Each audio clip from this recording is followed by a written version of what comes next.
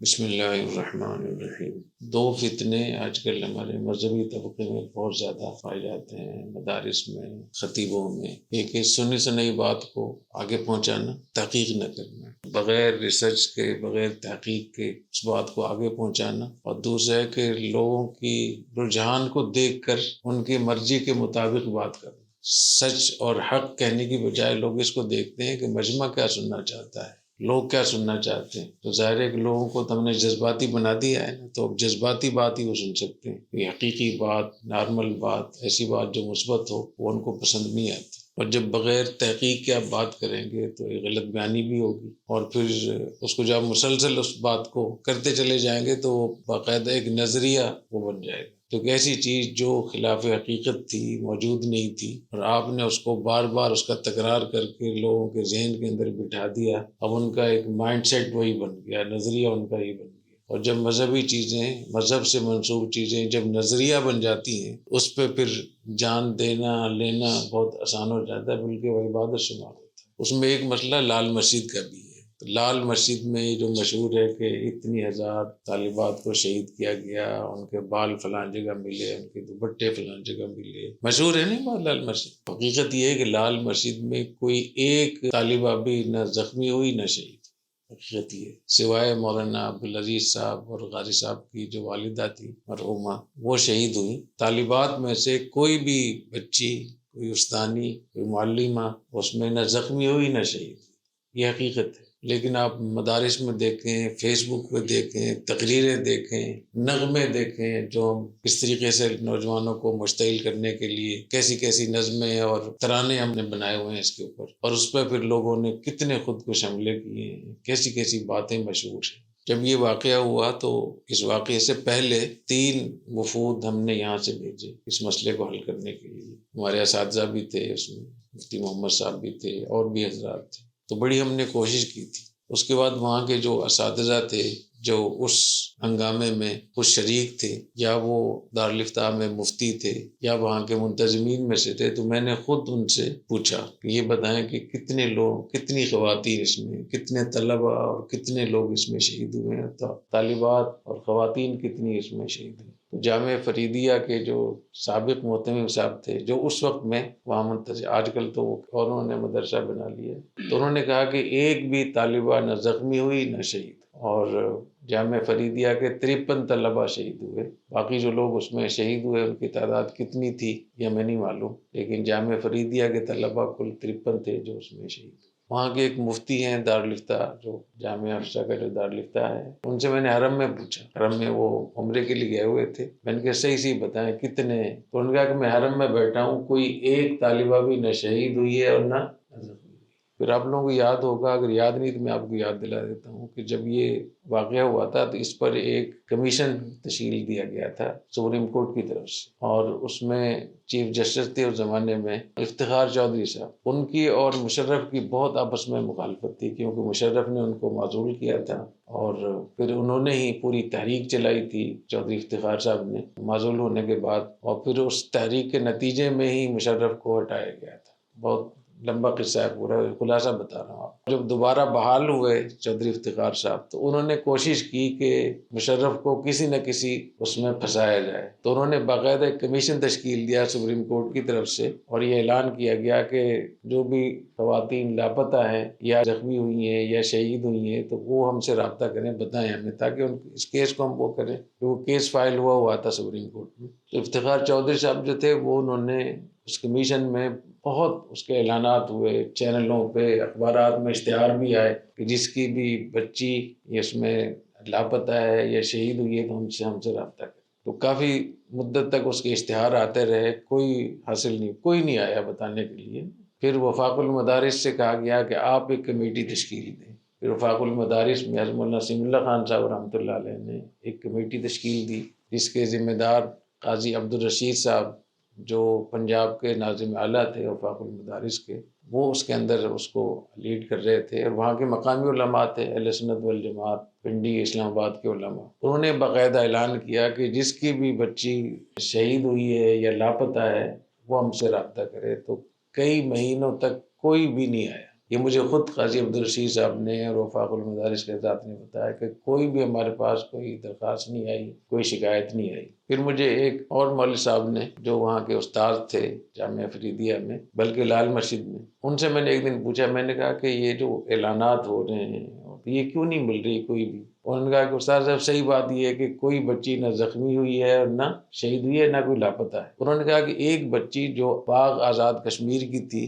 جب یہ 2005 میں زلزلہ آیا تھا تو اس میں اس کے والدین شہید ہو گئے تھے زلزلے میں، تو وہ یتیم تھی، وہ نہیں مل رہی تھی۔ تو ہم نے مولانا عبدالعزیز صاحب سے کہا کہ کم از کم اسی کا نام لکھوا دیں۔ ہم نے پوچھا وہ کہاں ہے، اس کا نام ہم دے دیں تاکہ کوئی ایک تو نام آ جائے۔ تو مولانا نے کہا کہ نہیں، وہ اس کی تو ہم نے شادی بھی کرا دی ہے اور وہ ٹھیک ہے، صحیح ہے۔ ایک اور وہاں کے استاد تھے، ان سے بھی میں نے پوچھا، میں نے کہا آپ کی بالمشافہ بات ہوئی مولانا عبدالعزیز صاحب سے اس معاملے پہ؟ تو انہوں نے کہا کہ ہم نے ان سے کہا کہ اگر کوئی ہے تو ہمیں بتائیں تاکہ ہم اس میں جائیں مقدمہ کرنے کے لیے۔ تو مولانا نے فرمایا ابہموا ما ابہمہ اللہ، جس کو اللہ نے مبہم کر دیا اس کو ایسے رہنے، اس کی تحقیق نہ کرو۔